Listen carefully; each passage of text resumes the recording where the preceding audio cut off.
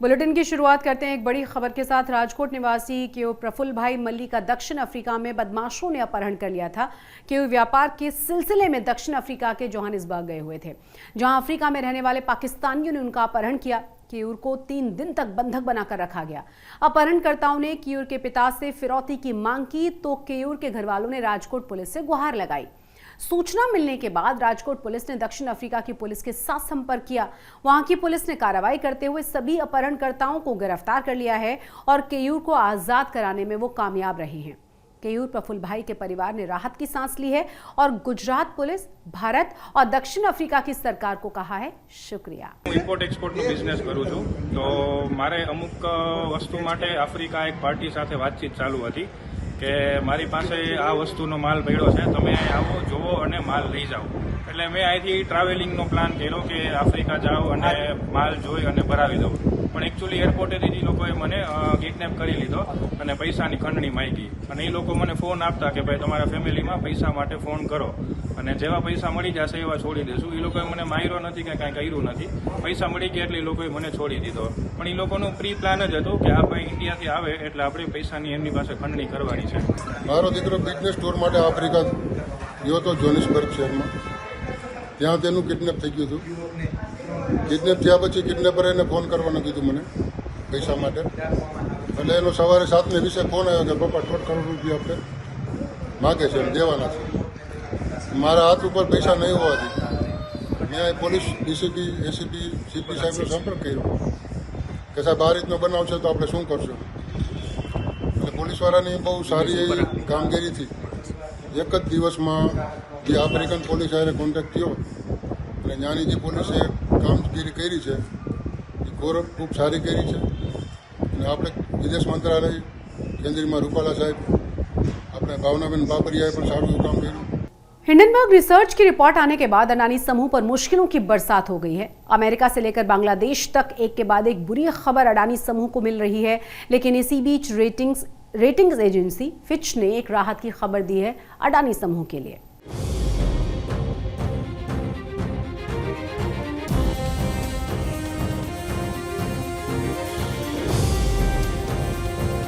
संकट के बीच घिरे कारोबारी गौतम अडानी की मुश्किलें फिलहाल कम होती नहीं दिख रही, लेकिन अडानी ग्रुप को लेकर ग्लोबल रेटिंग एजेंसी फिच ने गुड न्यूज दी है। दरअसल हिंडनबर्ग की रिपोर्ट सामने आने के बाद से ही अडानी ग्रुप के शेयरों में भारी गिरावट देखी जा रही है। अडानी ग्रुप की कंपनियों का मार्केट कैप घटने से गौतम अडानी की नेटवर्थ में भी भारी गिरावट आई है और इस गिरावट के चलते गौतम अडानी अब दुनिया के टॉप 20 अमीरों की लिस्ट से भी बाहर हो गए हैं। लेकिन इन सब के बीच ग्लोबल रेटिंग एजेंसी फिच ने अडानी ग्रुप को खुशखबरी दी है। रेटिंग एजेंसी का मानना है कि हिंडनबर्ग की रिपोर्ट से अडानी समूह पर तत्काल प्रभाव नहीं पड़ेगा और अडानी ग्रुप के क्रेडिट प्रोफाइल पर भी इसका असर फिलहाल नहीं होगा। इसके साथ ही अडानी समूह की कंपनियों की सिक्योरिटी और रेटिंग पर इसका तत्काल प्रभाव नहीं दिख रहा। आगे कंपनी ने कहा कि जून 2024 में Adani ports and special economic zone के बॉन्ड की मैच्योरिटी होने वाली है। वहीं दिसंबर 2024 में अडानी ग्रीन एनर्जी के बॉन्ड की मैच्योरिटी है। ऐसे में अडानी समूह के कैश फ्लो में भी कोई बड़ा बदलाव होता नहीं दिख रहा। रेटिंग एजेंसी फिच के इस बयान के बाद अडानी समूह के लिए ये राहत भरी खबर है। तो फिच जैसी स्ट्रॉन्ग ऑर्गेनाइजेशन का ये कहना कि no immediate impact on credit ratings एक बहुत बड़ा रिलीफ है। कॉर्पोरेट सेक्टर में अच्छी इमेज ग्रुप की बनती है और ये ग्रुप बहुत डाइवर्स है, अलग अलग फील्ड में ऑपरेट करता है। रियल एस्टेट में है, इंफ्रास्ट्रक्चर में है, मैन्युफैक्चरिंग में है।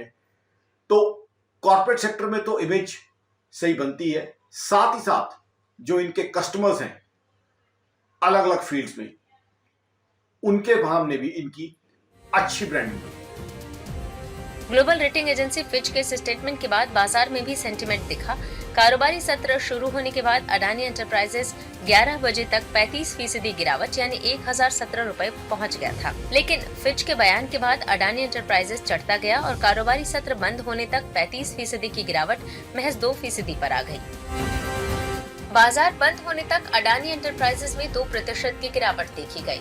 अडानी पोर्ट्स में आज बाजार बंद होने तक 5.61% का उछाल दिखा। वहीं अंबुजा सीमेंट्स में भी 5.56% की तेजी दिखी। इसके साथ ही एसीसी सीमेंट्स 4.25% की उछाल के साथ बंद हुआ।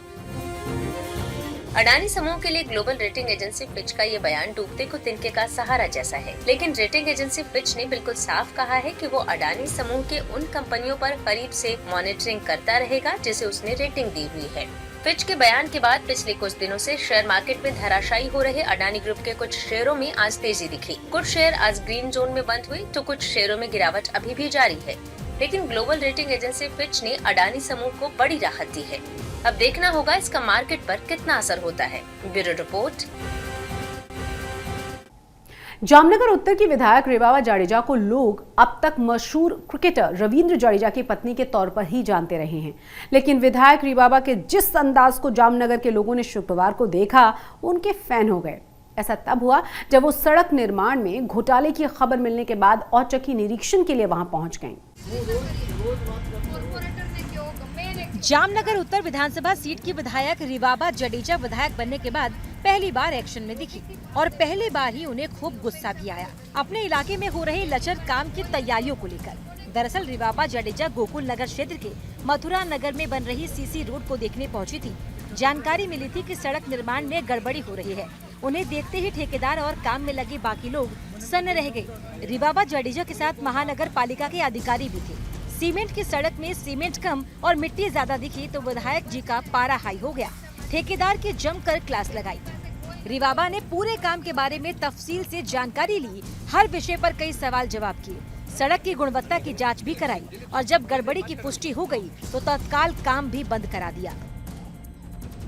લોકોની સુખાકારી માટે જન સુખાકારી માટે ક્યાંય કોમ્પ્રોમાઇઝ ન કરતા એમની સુખાકારી જળવાઈ રહે અને આવા જે માલ ફંક્શનિંગ થતા હોય એમાં મેક્સિમમ અમે ઘટાડો કરી શકીએ એ અંતર્ગત એમને યોગ્ય દંડ અને સજા પણ અમે આવનારા સમયમાં ખરાઈ કરી અને એમને કરાવીશું। પણ ખાસ મારી એ જ વિનંતી છે જામનગરના 78ના વિસ્તારમાં રહેતા તમામ લોકોને કે આપ પણ આ વિસ્તારની જેમ જાગૃતતા સતર્કતા રાખી અને ક્યાંય તમને એવું લાગે છે કે તમે મને ધ્યાન દોરવા યોગ્ય બાબત કરી શકો છો તો આપ તાત્કાલિક અને સત્વરે મારો કોન્ટેક્ટ કરી અને મને જણાવશો। હું વ્યક્તિગત રીતે આપની મુલાકાત લઈશ, આપના વિસ્તારની મુલાકાત લઈશ અને ક્યાંય પણ લોક સુખાકારીમાં લોકોની જીવન ધોરણમાં ક્યાંય કચાશ ન આવે એનું અમે પૂરતું ध्यान રાખીશું। रेवाबा ने सड़क निर्माण के काम से जुड़े अधिकारियों से भी बात की। जब इलाके के विधायक मौके पर ही पहुंच गई तो अधिकारियों ने भी सफाई दी कि कॉन्ट्रैक्टर से नियमानुसार ही काम कराया जाएगा। बेन श्री रेवाबा अहींया आव्या अने रोडનું ખોદકામ જ્યાં રોડ થયો હતો એમાં જે તપાસ કરવા માટે એને ખોદાવ્યું અને રોડની ભરાઈ જે 6 ઇંચ કરવાની હોય તેની જગ્યાએ 3 ઇંચ જોવા મળી છે। એટલે બેનશ્રીએ બધા એ કોન્ટ્રાક્ટરને બોલાવ્યા અને એને પણ કીધું કે આટલું ના હાલે એટલા માટે એ બધી વ્યવસ્થા કરાવી। अपने इलाके में अपने विधायक को देखकर स्थानीय लोग भी जोश में आ गए। महिला होने के नाते रेवाबा जडेजा को स्थानीय महिलाओं का भी सहयोग मिला। उन्होंने भी ठेकेदार और अधिकारियों की जमकर पोल पट्टी खोली। रेवाबा जडेजा खुद इंजीनियरिंग की स्टूडेंट रही हैं, इसीलिए उनके लिए सड़क निर्माण में हो रहे भ्रष्टाचार को समझना ज्यादा मुश्किल नहीं। जामनगर उनका अपना शहर है, जहां से वो बीजेपी के टिकट पर रिकॉर्ड जीत के साथ पहली बार गुजरात विधानसभा पहुंची हैं। रेवाबा टीम इंडिया के धाकड़ ऑलराउंडर रविंद्र जडेजा की पत्नी भी हैं और राजनीतिक परिवार से ताल्लुक रखती हैं। तो मानना चाहिए कि रेवाबा अगर अपना मौजूदा फॉर्म बरकरार रखती हैं तो राजनीति में लंबी पारी खेल सकती हैं। जामनगर से दर्शन ठक्कर के साथ आज तक ब्यूरो। जामनगर में अवैध शराब की खरीद बिक्री के खिलाफ पुलिस एक बार फिर से कार्रवाई के मूड में आ चुकी है। जामनगर में करोड़ों की अवैध शराब को पुलिस ने बुलडोजर चलाकर नष्ट कर दिया है, लेकिन सवाल है कि क्या अवैध शराब की खरीद बिक्री के खिलाफ गुजरात सरकार कभी सचमुच गंभीरता से कार्रवाई करेगी? अगर वो शराब तस्करी रोकने में सक्षम नहीं है तो अपनी नीति बदलकर शराब की वैध खरीद बिक्री क्यों शुरू नहीं करा देती?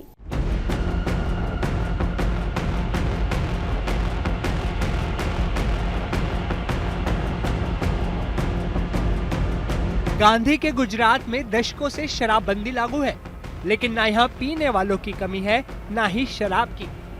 देसी, अंग्रेजी जिसकी जैसी डिमांड होती है मिल जाती है, खुलेआम मिल जाती है, जैसे यहाँ रखी ही हो। जामनगर में खुले मैदान में रखी शराब की ये बोतलें किसी प्रदर्शनी के लिए नहीं है। इनको जामनगर पुलिस ने जब्त किया है और जल्दी ही इनको बुलडोजर के जरिए नष्ट करने की प्रक्रिया शुरू होगी।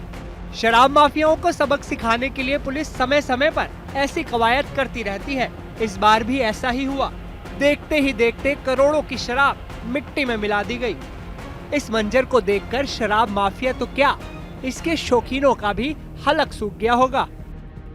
આજ રોજ જામનગર શહેરના city A division police station, city B, city C police station અને રેલવે પોલીસ સ્ટેશનના કુલ છેલ્લા 5 વર્ષના અલગ અલગ પ્રકારના જપ્ત થયેલા મુદ્દામાલ તેની કુલ કિંમત 1,33,00,000 રૂપિયા છે એવી 35,861 બોટલ જે છે એનો આજે સ્થળ પર નાશ કરવામાં આવ્યો છે અને કોર્ટના ઓર્ડર્સના આધારે આ બધી મુદ્દામાલનો નાશ કરવામાં આવ્યો છે। जब्त शराब की कुल कीमत 1,33,00,000 रुपए है।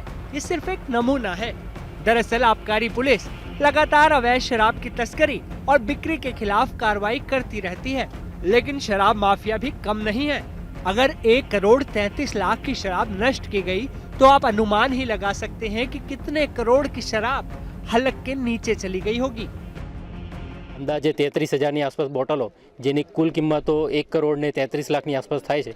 आ मुद्दामालनो कोर्ट तरफथी निकाल थवा माटेनो हुकम थई आवता आज रोज एसडीएम साहेब तथा डीवायएसपी सिटी नशाबंदी आबकारी खाता अने सिटी पोलीस स्टेशनना विविध अधिकारीओनी उपस्थितिमां आज रोज तमाम मुद्दामालनो बुलडोजरनो उपयोग करीने तमाम मुद्दामालनो नाश करवामां आवनार छे। सवाल उठता है कि आखिर गुजरात के शराब माफिया इतने ताकतवर कैसे हो गए कि पुलिस की नाक के नीचे करोड़ों की अवैध शराब बाहर से ले आते हैं या फिर भट्टियों में तैयार कर लेते हैं। इस सवाल के जवाब में ही आबकारी पुलिस हो या सरकार की कोई और एजेंसी, उसकी मंशा समझ में आती है। लगातार शराब जब्ती और गिरफ्तारी की औपचारिक कार्रवाई दिखाने के बजाय शराब माफियाओं पर ठोस कार्रवाई की जरूरत है। पुलिस प्रशासन के भ्रष्ट अधिकारियों की मिलीभगत का भी खात्मा हो, तभी गुजरात में असल शराबबंदी लागू हो पाएगी। आज तक ब्यूरो। आपकी सुबह शाम की चाय और महंगी हो गई है। अमूल डेयरी ने अपने सभी प्रोडक्ट्स की कीमतों में 1 साल के अंदर चौथी बार बढ़ोतरी कर दी है। अमूल ने दूध के दाम 3 रुपए प्रति लीटर बढ़ाए हैं। गुजरात डेयरी कोऑपरेटिव ने कहा है कि लागत बढ़ने की वजह से कीमत फिर से बढ़ाने के लिए हमें मजबूर होना पड़ा।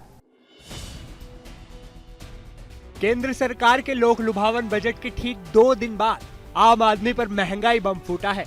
पब्लिक पर महंगाई की एक और किश्त अमूल कंपनी की तरफ से आई है। दरअसल अमूल ने अपने दूध के दामों में बेतहाशा बढ़ोतरी की है।